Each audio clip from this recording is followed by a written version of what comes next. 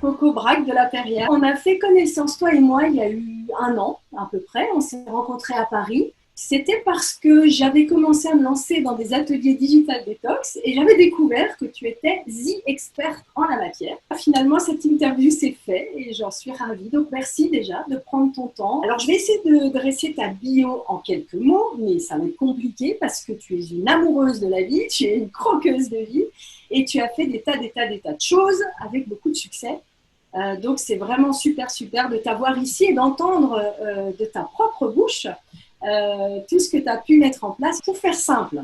Mais n'hésite pas à m'interrompre. Tu es executive coach. Tu as coaché des dirigeants en Birmanie. Alors ça, je veux bien que tu nous racontes pourquoi cet amour de la Birmanie. C'est quand même pas banal. Tu es maître de conférence, ok, mais je voudrais surtout parler de tes deux chevaux de bataille qui sont la mindfulness.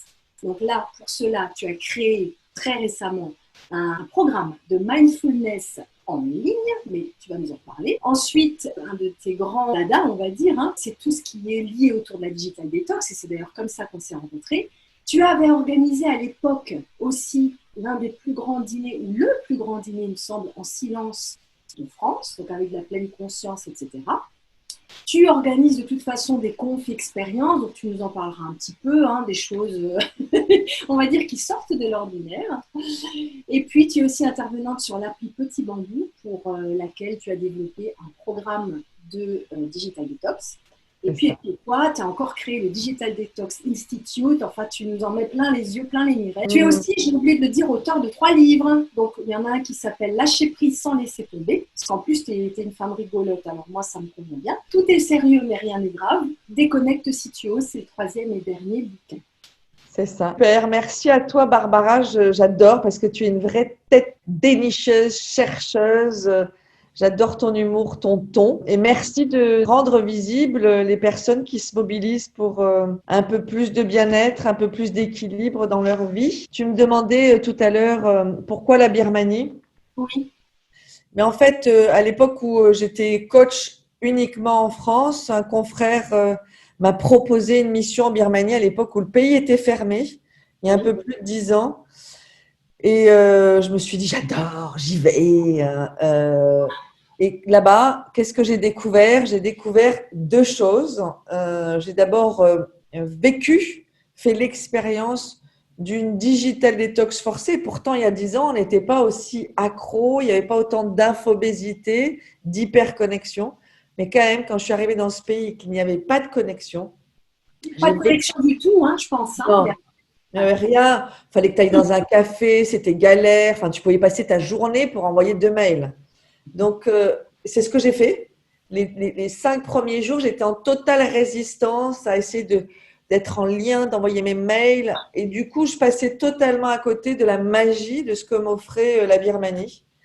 Et à un moment donné, je suis passée de ce qu'on appelle le FOMO, the fear of missing out, la peur de manquer d'informations, au JOMO, la joie d'en avoir, mais plus rien à faire et de manquer d'informations, de ne plus être en contact. Et du coup, ce JOMO, cet espace-là, a été créé pour qu'il y ait autre chose qui puisse se manifester. Et qu'est-ce qui s'est manifesté?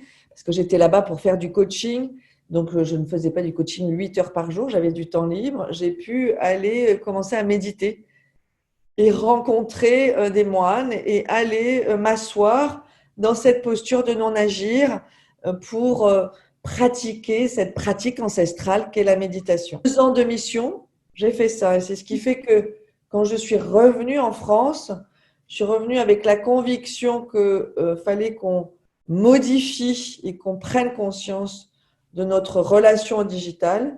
Il fallait aussi qu'on vienne muscler notre attention par cette posture de non-agir. Oui, on peut dire que la Birmanie a été en quelque sorte le déclencheur, Totalement.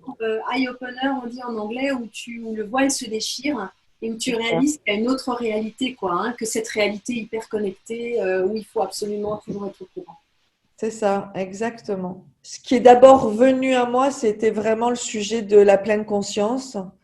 Quand je suis rentrée en France, je me suis dit, tiens, j'accompagne des dirigeants et mon intention, c'est de les accompagner à aller vers ce leadership un peu plus conscient, un peu plus éclairé, un peu plus aligné comment je peux me former à cette pratique ancestrale. Et la seule chose qu'il y avait disponible à l'époque, c'est un programme MBSR. MBSR, c'est 4 lettres. Mindfulness Based on Stress Reduction, donc la pleine conscience pour la réduction du stress. Donc, je suis allée m'asseoir pour suivre un de ces programmes qui dure 8 semaines, 2 heures et demie par semaine. Excuse-moi, je t'interromps. Et donc, ce programme MBSR, à l'intention de ceux qui nous écoutent, a été créé par Jon Kabat-Zinn. Hein. C'est ça. Mais j'allais donner un peu plus en fait d'explications, mais c'est vraiment ça. C'est Jon Kabat-Zinn qui l'a créé il y a plus de 30 ans, d'abord dans les hôpitaux pour aider ses confrères, puis aider les patients. Et depuis, ce programme est déployé dans les entreprises, dans le service médical, dans plein de secteurs d'activité. Et quand moi, je me suis assise pour suivre ce programme, je n'étais pas très convaincue parce qu'il y a un côté un peu cadrant, théorique et en même temps beaucoup de pratique. Et en plein milieu du programme, j'ai eu une sorte de waouh, d'évidence, un truc qui m'a genre fait switcher. Et du jour où j'ai suivi ce programme, ma vie n'a plus jamais été la même. C'est-à-dire que je n'ai plus pensé de la même manière. J'ai vraiment créé de l'espace dans mon disque dur.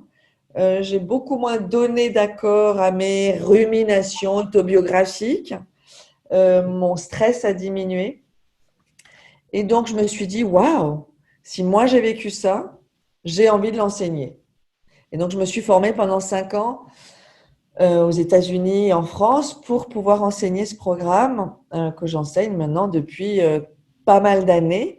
Et j'ai animé mon premier programme pendant le Covid, MBSR en ligne. Et du coup, maintenant, je propose des programmes MBSR en ligne et ça marche vraiment très bien. C'est un groupe fermé, il y a une vraie cohésion de groupe, il y a un vrai partage et on vient vraiment travailler ce sujet du stress parce qu'aujourd'hui, quand même, on n'est pas sans savoir que cette retraite forcée qu'a été le Covid, cet empêchement d'aller sortir à l'extérieur nous a un peu obligés à aller plonger à l'intérieur. Et pour certains, ça a été une opportunité, du coup, d'aller faire un programme qui vient leur permettre de s'équiper pour demain, pour réduire le stress, réduire l'anxiété et appréhender le moment présent. En fait, aujourd'hui, on peut se dire que les attentes d'hier se sont un peu évanouies, que demain, c'est devenu super opaque. On peut plus se projeter. Donc, on entre dans un long maintenant.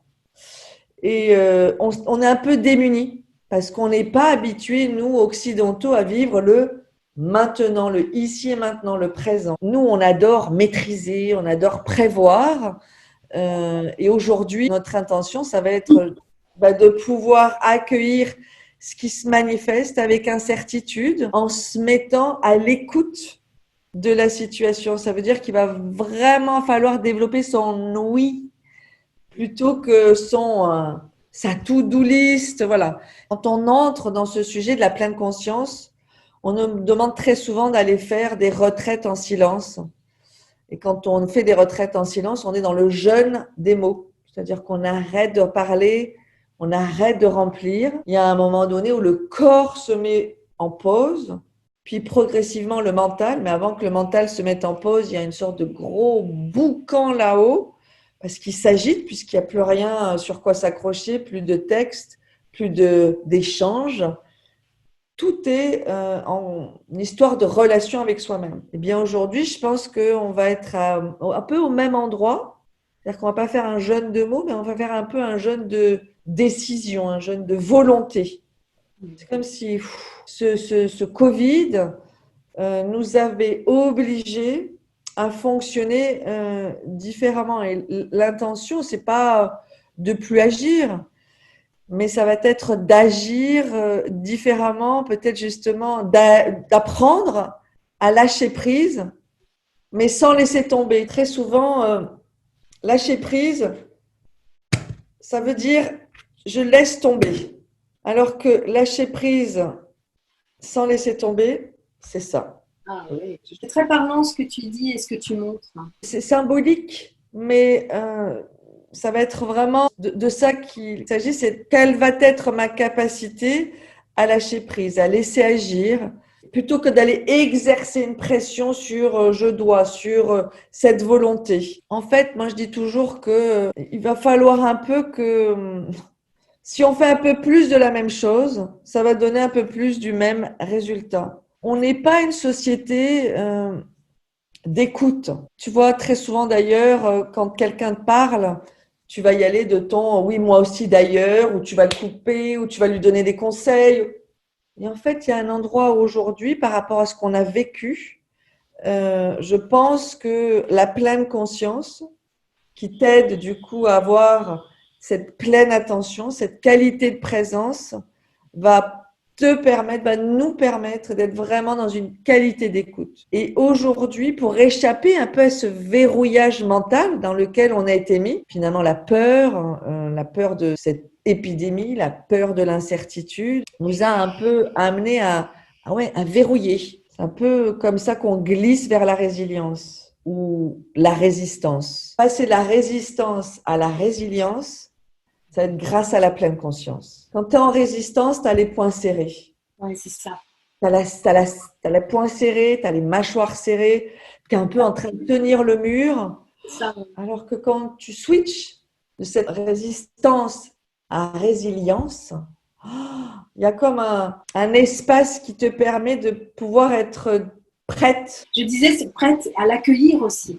Tu es dans l'accueil. Et en fait, quand je dis prête à cette incertitude, ça ne veut pas dire que je vais faire appel à mon insouciance, parce que ça serait suicidaire de dire, allez, on s'en fout, on oublie la pandémie, on oublie l'incertitude. C'est être prêt à pouvoir s'ouvrir, à pouvoir accueillir, parce que de toute façon, il n'y a rien d'autre à faire. Mais cette résilience, il faut presque qu'elle devienne organisationnelle, c'est-à-dire qu'il faut que ça soit une résilience individuelle, mais qui soit ensuite en train de se tricoter, danser en communauté, en groupe. Et pour ce faire, vraiment, le sujet de la pleine conscience est presque une colonne vertébrale. Ça va nous amener, en fait, dans cet espace d'expérimentation.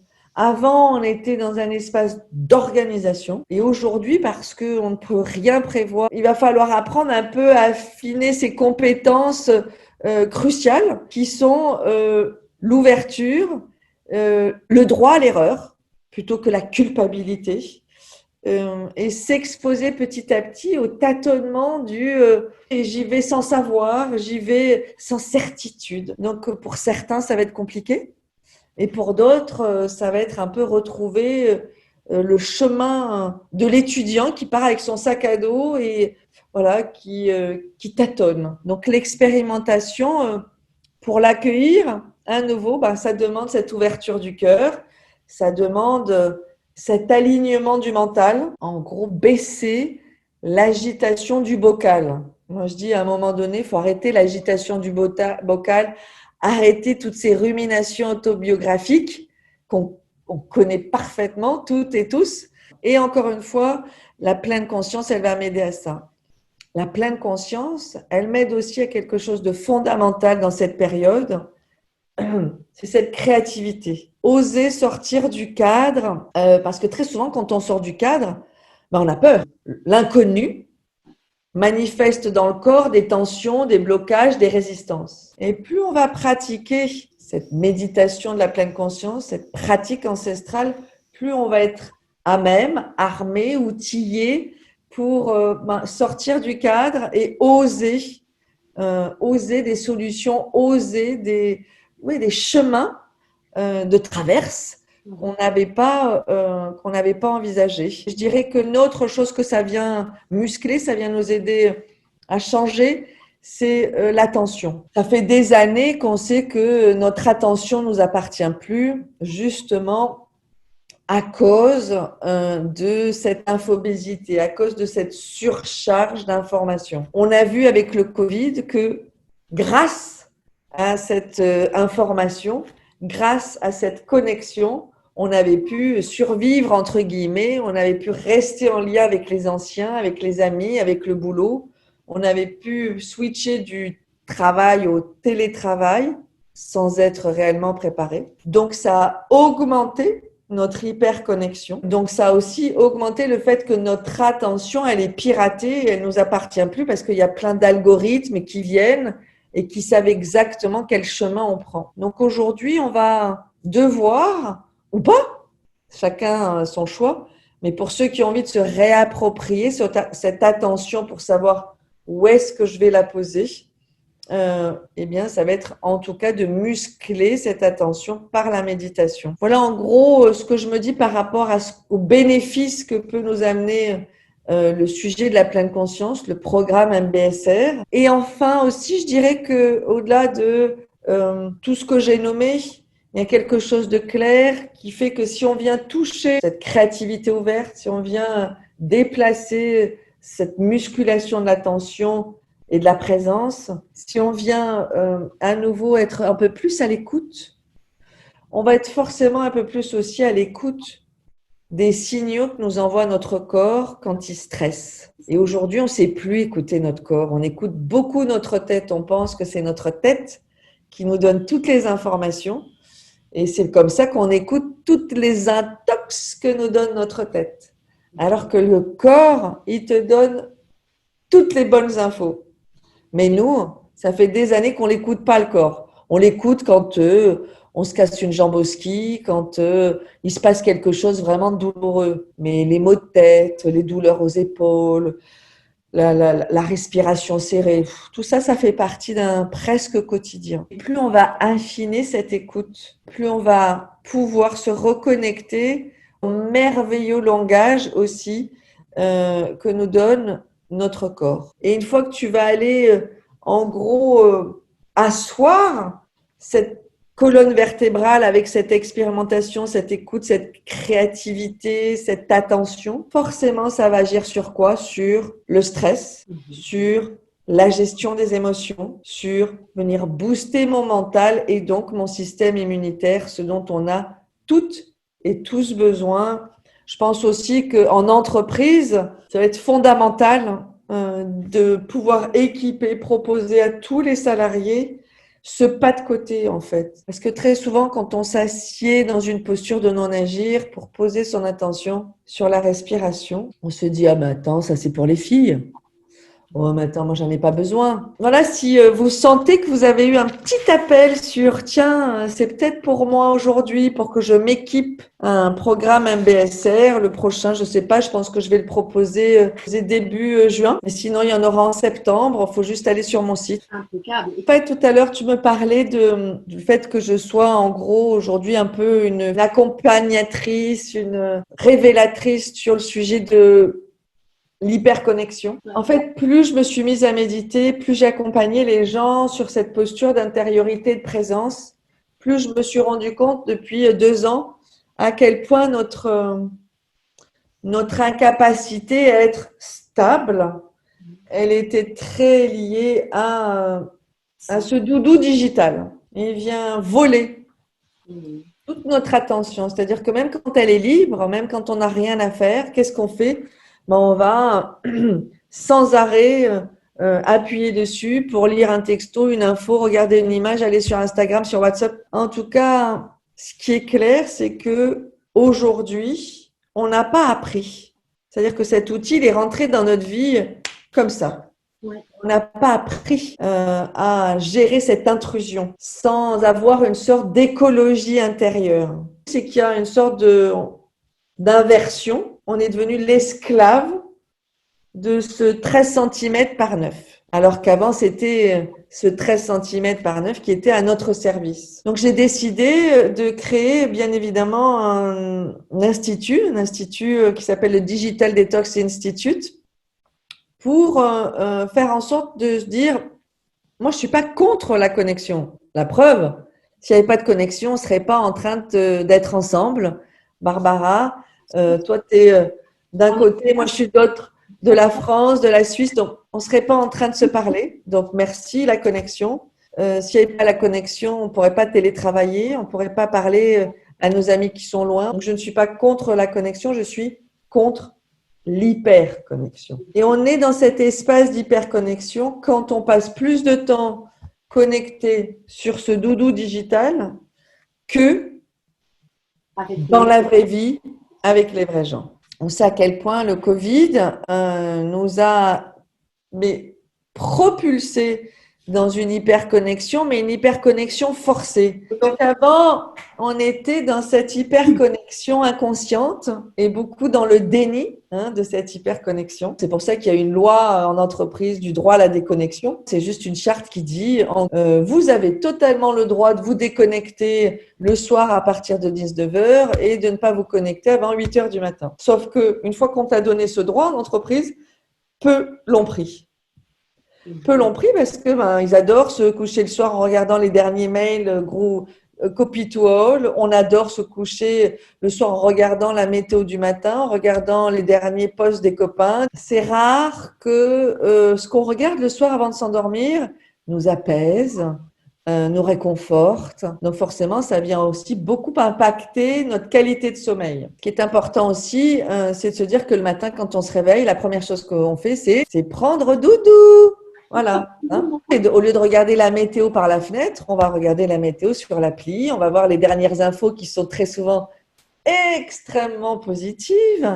On commence la journée déjà avec une sorte de pollution mentale, de saturation mentale. Mais aussi dans la relation parent-enfant, les parents sont devenus très démissionnaires. Peut-être parce que nous, on l'a comme doudou, mais les parents le prennent comme nounou. Et on se rend même plus compte à quel point ça a un impact sur le renouvellement des cellules, sur la qualité justement d'attention à un enfant. Aujourd'hui, on dit qu'il y a de plus en plus d'enfants qui ont des troubles de l'attention, normal, parce que nous-mêmes, on leur en donne moins et eux ne sont que le reflet de ce qu'ils voient.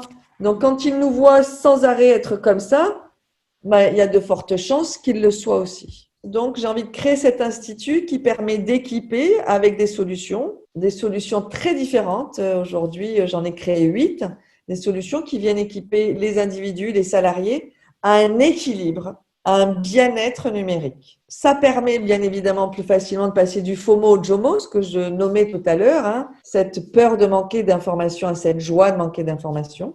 Ce qui est marrant, je ne sais pas si c'est marrant, mais en tout cas, on est passé à un autre stade. On est passé du FOMO au JOGO. Joy of letting go, c'est-à-dire je m'habille plus, je mets plus de soutif, je me coiffe plus, je regarde plus, je réponds plus. Enfin voilà, il y a eu un moment donné où on a tout laissé tomber. Et maintenant que on est en train de sortir de ce confinement, on passe du JOMO au FOGO. C'est compliqué, hein. Alors, tu nous inventes des acronymes. Mais non, mais c'est le FOGO, tu sais ce que c'est? C'est the fear of going out. C'est de la peur de manquer d'informations, FOMO, fear of missing out, au FOGO, fear of going out. Mais ce qui est intéressant dans cette déconfinement, on va tous porter un masque, c'est que le regard va à nouveau devoir être quelque chose de fondamental. Et depuis ces sujets d'hyperconnexion, notre regard, il n'est posé que là-dessus. Et quand tu as un regard qui n'est posé que sur ton écran, ça fait des années justement que le contact visuel n'existe plus beaucoup. Et d'ailleurs, tu le vois avec les jeunes. Les jeunes ont du mal à regarder dans les yeux parce qu'ils sont habitués à regarder sur un écran. Et là, je vous demande de faire l'expérience avec la prochaine personne que vous allez rencontrer dans la journée. C'est de la regarder dans les yeux pendant 30 secondes de silence. Ouf. Ouais.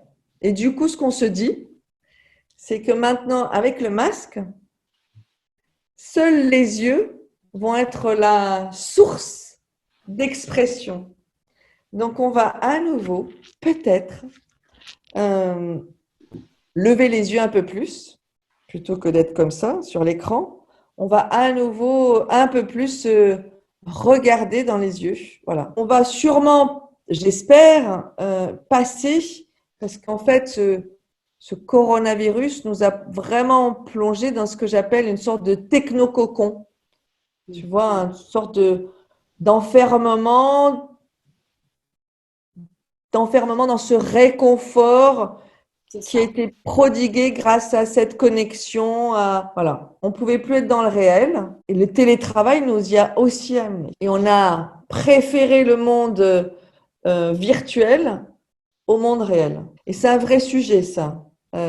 On est beaucoup plus aujourd'hui dans ce que j'appelle justement l'URL que l'IRL. L'IRL, c'est in real life. Déjà, le premier pas à faire, parce qu'on me dit très souvent, mais bon, ok, on est connecté, on télétravaille, oui, on lève pas beaucoup les yeux, mais qu'est-ce qu'on peut faire? Mhm. La première chose à faire, c'est faire un bilan de santé digitale. J'en propose un sur mon site, le site Digital Detox Institute. Il vous donne déjà une réponse sur à quel endroit vous vous trouvez. Est-ce que vous êtes équilibré dans votre rapport au digital? Est-ce que vous êtes addict ou est-ce que vous êtes dépendant? Très souvent, il y en a peu qui le sont équilibrés. Et très souvent, ça aussi entre addict et dépendant. Et dès que je sais si je suis dépendant ou addict, je vais décider ou pas de faire ce pas de côté. Faire ce pas de côté en faisant des digital detox qui durent une journée, qui durent une semaine. Voilà, je propose des voyages sans écran avec voyage intérieur. Je propose des formations en entreprise sur le droit à la déconnexion. Et puis, je propose aussi des programmes. Avant de pouvoir faire ce pas de côté, il faut vraiment décider de sortir du déni. La deuxième chose que je vois aujourd'hui, c'est vraiment ce sujet du télétravail. On a été propulsé dans le télétravail sans vraiment décider, ce qui est quand même quelque chose de formidable parce qu'aujourd'hui, beaucoup de gens se sont rendus compte à quel point on pouvait être efficace en télétravaillant. Et en même temps, beaucoup de gens se sont rendus compte à quel point c'était encore plus éprouvant et fatigant de télétravailler. Parce que ça demande une attention et puis une posture assise, attention du mental, posture assise du corps. Donc à nouveau, pas facile. À nouveau, reconnexion au corps.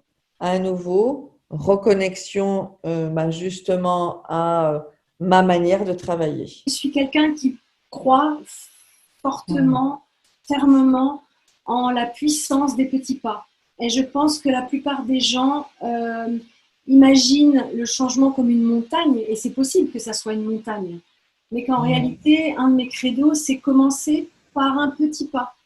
Avant de prendre une position de bretzel, moi j'appelle, hein, parce que je suis alsacienne, de vie, où tu fais le vide pendant 1 heure, et ben, commence déjà par faire une méditation de 5 minutes ou même d'1 minute. Aussi beaucoup ta lecture du Covid. Et effectivement, le Covid, ce qu'il nous a apporté de bien, hein, l'hyperconnexion dans un certain sens avec tout ce que ça a pu nous apporter de bien, et puis l'hyperconnexion malheureusement aussi dans le côté négatif où on finit par préférer ce monde virtuel au monde réel avec tous les dangers. Et c'est vrai qu'on est les premières générations à être exposées à cette hyperconnexion. Donc, à nous de trouver des recettes, des moyens de faire pour devenir les maîtres de ces instruments et non pas les esclaves, ce qu'on est actuellement, quoi. Sincèrement, Barbara, je pense que si moi j'ai écrit ce livre, Déconnecte si tu oses, qui vient de sortir là fin décembre, c'est que il y a un endroit de moi aussi où je me suis reconnue,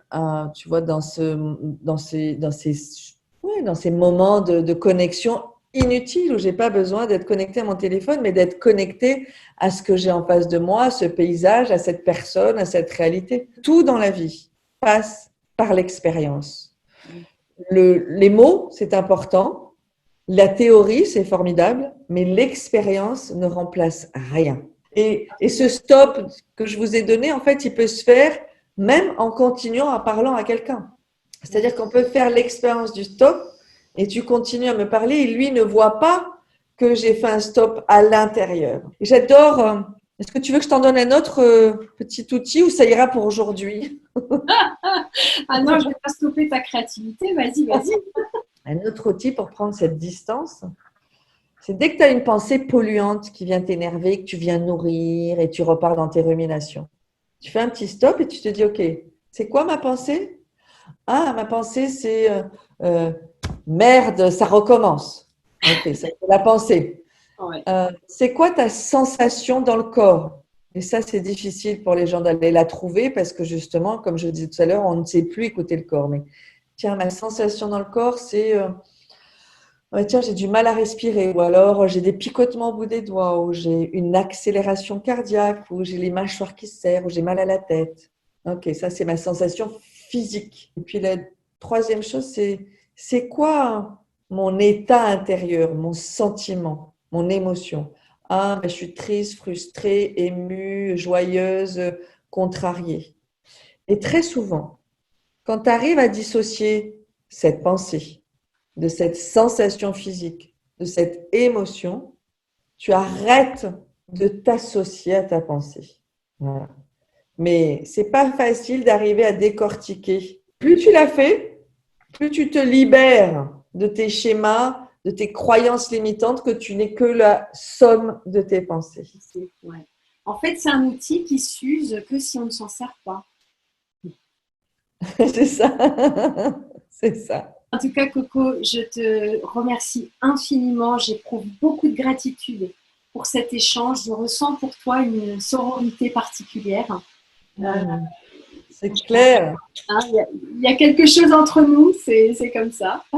Et c'est très beau. Et je te remercie pour tout ce cadeau, ces cadeaux, ces nombreux cadeaux que tu nous as apportés ce matin. Moi qui te remercie, Barbara, pour tout ce que tu fais, parce que j'adore, tu as une mobilisation, une énergie, une joyeuseté qui est rare. Donc, c'est précieux ce que tu fais, c'est vraiment précieux. Merci à toi, c'est plutôt à toi. Il faut dire merci. À bientôt.